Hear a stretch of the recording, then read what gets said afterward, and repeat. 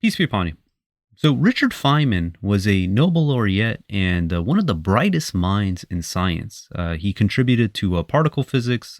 He was part of the Manhattan Project. And he also was the individual who was responsible for figuring out what happened with the Challenger disaster. But what set Feynman apart from other great scientists was his unique ability to be able to explain abstract concepts in a way that any listener could understand. And to articulate this point, I have this clip from him where he's talking about an experience he had when he was a child. So let's listen to that. One Sunday, all the kids were all walking in little parties with their fathers in the woods. Then the next Monday, we were playing in a field. And the kid said to me, "Say, what's that bird? What's the name of it? Do you know the name of that bird?" I says, "I have the slightest idea." He said, "Well, it's a brown-throated thrush." He says, "Your father doesn't teach you anything." But my father had already taught me about the names of birds. Once we walked and he says, "That's a brown-throated thrush." He says, "Know what the name of that bird is? A brown-throated thrush. In German, it's called a Flügelflögel. In Chinese, it's called a Qinglongtong. In Japanese, a Tahatahara, and so on. And when you know all the names in every language of that bird, you know nothing, but absolutely nothing about the bird. Then we would go on and talk about the pecking and the feathers. So I had learned already that names don't constitute knowledge. It's in knowing the name of something. Now, the reason I wanted to share this clip from Feynman is because it highlights a common misunderstanding among people, where many people often think they understand something just because they memorize the terms. Except knowing the name of something does not necessarily imply that they understand the concept that it represents. And I see this also reflected in the Quran, because the Quran often it omits specific terms and names, thereby directing the reader's focus towards the heart of the message rather than the superficial details. So if you read like these history in the Quran, you'll see that oftentimes the Quran does not give the names of these individuals. It doesn't tell us what the name of Pharaoh was, what the name of his wife was, what the sons of Adam's names were, what the names of Joseph's brothers were, or the sleepers of the cave. Even if you read the story of the sleepers of the cave, in chapter 18, verse 22, it reads, "Some would say that they were three, their dog being the fourth, while others would say five, and the sixth being their dog. As they guessed, others said seven, and the eighth was their dog. Say, my Lord is the best knower of their number. Only a few knew the correct number. Therefore, do not argue with them, just go along with them. You need not consult anyone about this." So God is saying that he intentionally is not telling us exactly how many sleepers there were, which number was the dog. But then in addition, he says, look, if you know the correct number, but don't argue with them, just go along with them. You need not consult anyone about this. Meaning that this information is not relevant to the significance of this story for why it's being cited. But you see people, they get fixated on that. They want to know that detail because it gives them a sense of superiority that, hey, they're on the inside. They have knowledge that other people don't. You know, the absence of specific names in the Quran or certain pieces of information that God did not find pertinent for our salvation implies that these names are not essential to understanding or the moral takeaway that we're supposed to have. If the names were critical to the lesson, they would have been mentioned explicitly. Therefore, their omission of names indicates that the focus should be on the lesson rather than these individual details. So in Surah 5, verse 101, we read, "O you who believe, do not ask about matters which if revealed to you prematurely would hurt you. If you ask about them in the light of the Quran, they will become obvious to you. God has deliberately overlooked them. God is forgiver, clement." So this verse is indicating that God has deliberately overlooked these things. God is not short on words. If he wanted us to know exactly who this individual was, what their name was, who in history this corresponds to, he would inform us, but he doesn't. Like an interesting take is the identity of Zulkarnain. It says that they ask you about Zulkarnain, but then the Quran never explicitly identifies who is Zulkarnain. So right now there's a dispute. Is it Alexander the Great? Is it Cyrus? Is it Buddha? Is it who? Right? The Quran doesn't give us that detail because, again, it's not important. The lesson that's being depicted is what's important. That's what's in the Quran. And knowing who this individual is not pertinent for our salvation. What's pertinent for our salvation, again, is the lesson, the concepts that are being discussed. That's what God wants us to focus on. The fact that he intentionally omits this, it allows it to become a source of division for people who want to argue and bicker about these aspects. Now, another interesting example showing that the Quran is focused on concepts, on knowledge, on wisdom, rather than names, is the 5 salats in the Quran. Some people get fixated that the Quran only mentions the names of 2 salats by name and then a third one which is kind of a description. So for instance, in Surah 24 verse 58, it talks about the Salat al-Fajr, the dawn salat, and Salat al-Isha, the night salat. And then also we have this mention in 2:38 about Salat al-Wusta, which is just translated as the middle prayer, but it doesn't indicate which one is the middle prayer. But a analysis of the Quran shows us that there's 5 distinct prayer times. But individuals who get fixated on the names, they miss this bigger concept. And you can look specifically in the Quran that there's 5 distinct prayer times. Now, without getting too much into the weeds regarding this, just really quick. So we already saw in 24:58 that Salat al-Isha, Salat al-Fajr are both being mentioned, right? The dawn salat and the night salat. And then if you go to 1778, we see that this is the salat which is known as the noon salat. It says, you shall observe the contact prayer salat when the sun declines from its highest point at noon as it moves towards sunset. So now we have 3 of the salats addressed. Then if you go to Surah 11 verse 114, we get the last remaining salats. So in 11:114, it says, you shall observe the contact prayer salat at both ends of the day and during the first part of the night. And the Arabic there is Zulfan min layl. So this is the first part of the night. This would correspond to sunset. So now the question is, what is the both ends of the day? Now we can say pretty confidently that one of the ends of the day is dawn, which is Salat al-Fajr. And then if we say that the other end of day, it can't be sunset because it says at both ends of the day and during the first part of the night, which would be sunset. So this makes it basically afternoon. So the 2 ends of the day are dawn and afternoon.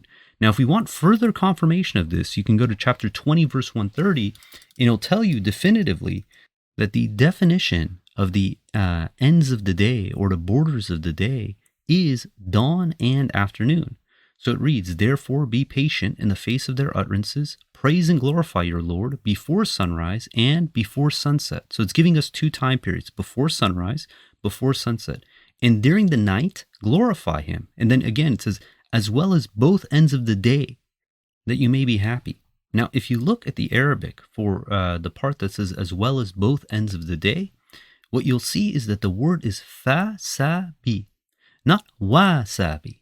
Fa-sa-bi means like kind of so, therefore. It's actually a callback to the beginning of the verse where it's giving us this exact definition of the 2 ends of the day, which is before sunrise and before sunset. So this corresponds to, again, dawn and afternoon. So if we go back to 11:114, we see that these are the remaining times. When it says, you shall observe the contact prayer salat at both ends of the day and during the night, right? So this is signifying that since Zulfan min layl is sunset, that the 2 ends of the day, we have 2 confirmations that this is dawn and afternoon. So between this and 24:58 and 1778, we have all 5 distinct prayer times. Now, what's interesting with this methodology of determining the 5 distinct prayer times is we didn't even have to use Salat al-Wusta, which is mentioned in Surah 2, verse 238, because this expression, it's very open-ended. So first, let's read the verse. It says, you shall consistently observe the contact prayers, especially the middle prayer, and devote yourselves totally to God. So the question is, what is the middle prayer? And you'll see argumentation that the middle prayer is the noon prayer. Some people say it's sunset prayer. Some people say it's afternoon prayer. Some people say it's night prayer. There's argumentation for each of these. Now, we're able to, again, identify the 5 distinct prayer times, not even using this verse. That's the reason I don't say that this is a name of a salat, but it's more of a description. And I have my, understanding of which one this corresponds to, but, God willing, we can address this in another episode. So now that we see that the Quran, it doesn't get fixated on names and terms, it's more interested in concepts, things that again are universally understood. Because if I use a term, say Salat al-Wusta, that might mean different things for different people. So God, identifies the 5 distinct prayer times, puts this in there in order for people who want to find, reason to doubt, to argue, to go and pursue that, to extrapolate certain interpretations and then divide themselves among the masses.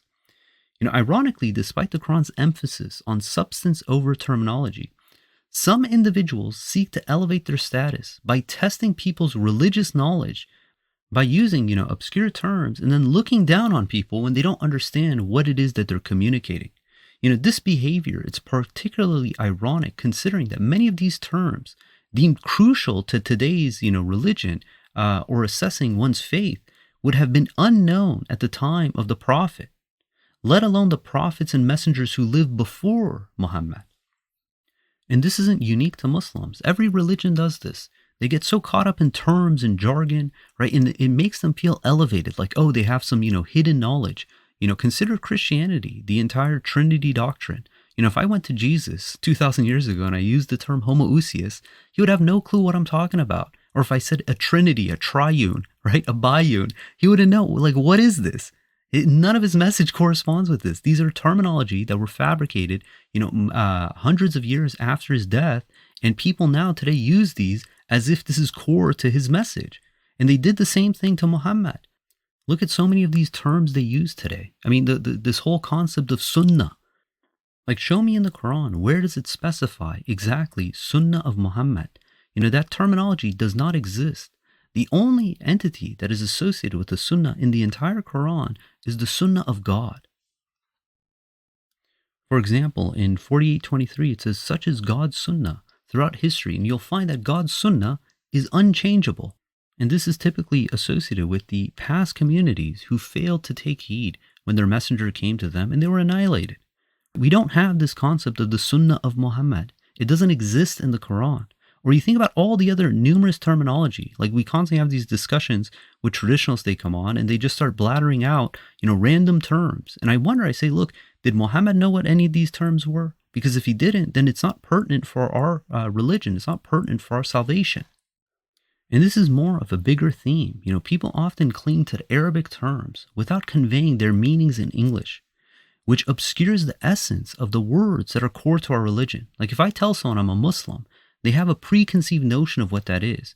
But when I don't translate this term as submitter, someone who submits to the will of God, that essence is lost. Same thing with the term Islam.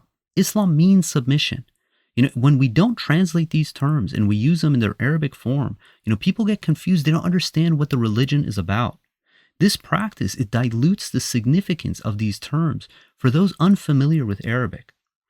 Similarly, even the name Allah and his many attributes detailed in the Quran, these should all be translated, because people hear the term Allah and they think we're talking about some foreign God. They don't realize, no, this is just God with a capital G, or all of God's attributes. If we don't translate these to someone and we use the Arabic term, they have no clue what we're talking about. It's important that when we communicate these terms, we communicate them in a language where everyone can understand. Again, if we get fixated on the jargon and forget what these words represent, the meanings they represent, then we're only elevating our own status and exalting ourselves and not communicating clearly with our audience. Consider that the Quran repeatedly asks readers to reflect, to comprehend, to ponder, to take heed of the verses. Yet how can anyone do that if the terms are not translated for them in a language they understand? In Surah 26, verse 198 and 199, it reads, if we revealed this to people who do not know Arabic and had him recite it in Arabic, they could not possibly believe in it. Right? It's going to sound like gibberish to them. Yeah, it might sound eloquent, might sound nice, but how are they going to be able to comprehend its verses? How are they going to be able to ponder and reflect and apply to their lives? Some claim that the Quran cannot be translated, yet the following verse indicates that the Quran can and should be translated. This is because while the original language of the Quran is Arabic, the meaning of the words transcends language for those whom God wishes to guide. In Surah 41, verse 44, it reads, if we made it in non-Arabic Quran, they would have said, why did it come down in that language? And here it says, whether it is Arabic or non-Arabic, say, For those who believe, it is a guide and healing. As for those who disbelieve, they will be deaf and blind to it, as if they are being addressed from far away. Someone can be a PhD in Arabic, but if they're insincere, God is going to block them from being able to understand the message. But the aspect is, there is no question that if someone doesn't understand the language, doesn't matter how eloquent your Arabic is, they're not going to be able to take heed. They're not going to be able to apply it to their life. The Quran is referenced as a message to the world. In Surah 68, verse 52, it says, "It is in fact a message to the world." This indicates that the Quran must be translated. Now we know every messenger comes to preach in the tongue of their people. And in Surah 14, verse 4, we read, "We do not send any messenger except to preach in the tongue of his people in order to clarify things for them. God then sends astray whomever he wills and guides whomever he wills. He is Almighty, the Most Wise." So the fact that the messenger has to preach in the language of its people, what's interesting is we see that the Quran is referenced in the Quran as a messenger of God. In Surah 65, verse 10 and 11, it says, "God has prepared for them severe retribution. Therefore, you shall reverence God, O you who possess intelligence and believed. God has sent down to you a message." Right? So it ends the verse with saying a message. And then in 65:11, it continues, "A messenger who recites to you God's revelations clearly to lead those who believe and work righteousness out of darkness into the light. Anyone who believes in God and leads a righteous life, he will admit him into gardens with flowing streams. They abide therein forever. God will generously reward him." All this informs us that the Quran must be translated. Concepts should be stated straightforwardly in a language people can understand. This is because the true value lies not in the terms, but the concepts that the Quran represents. Therefore, it's crucial to transcend the language barrier by translating words and concepts into the listener's language clearly and straightforwardly. This ensures that the profound teachings and principles of the Quran are accessible and meaningful to all, regardless of their language. Focusing on clearly communicating the concepts conveyed in the Quran will bridge the gap between knowledge and understanding. Ultimately, it's the understanding and the principles of the Quran that can transform people's lives and guide them by God's leave, and not just a mere heedless recitation of sounds without understanding. In Surah 2, verse 171, it gives us this example. It says, "The example of such disbelievers is that of parrots who repeat what they hear of sounds and calls, without understanding.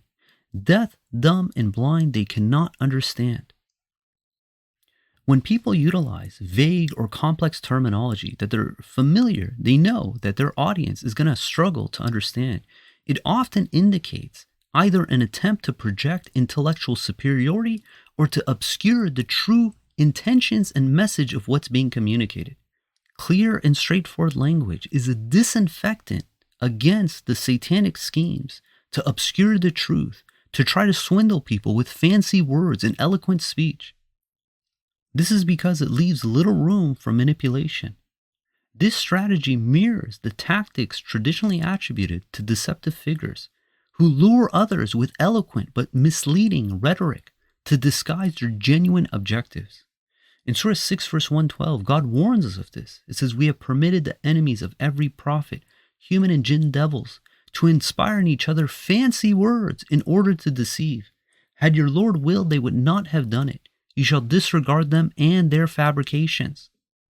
So realize, when individuals attempt to cover the meaning of their speech through ambiguous jargon, fancy terms that is not clearly understandable to their audience, and they fail to be straightforward, are either ignorant or malicious.